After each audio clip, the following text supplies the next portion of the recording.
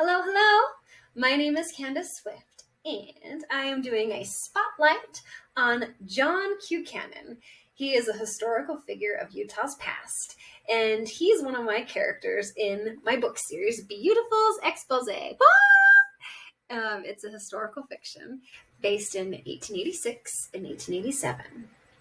So at this time, John Buchanan, his dad, Papa Cannon, George Buchanan, was in hiding.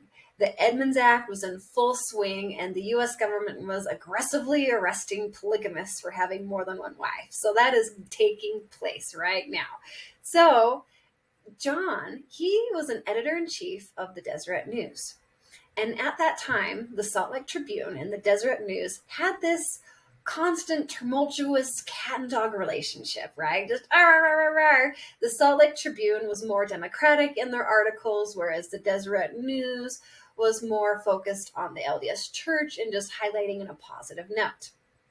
Well, Joseph Lippman of the Salt Lake Tribune caught wise of a secret hush-hush affair that John Buchanan was having with his wife's younger sister, Louie.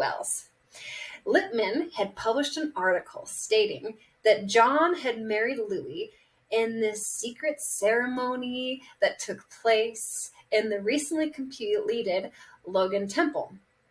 Well, John was furious, right? He confronts Lippman downtown and orders that Lippman publishes a retraction to this article. Well, Lippman doesn't, he doesn't agree with this. So John just clocks him, right? And he starts beating him with a whip that he has publicly. Well, the police came and arrested him and slapped a couple of battery charges on him and stuff, and he had to pay the fines and assault. And but it was true. So John, he then had to publicly announce in the Salt Lake Tabernacle, it was a very packed house, his sins that he had committed with his wife's younger sister, and just, acknowledge that he had this affair. Well, he had these titles within the LDS Church. He was a general authority and had many responsibilities, and he basically got excommunicated and just wiped clean and dismissed.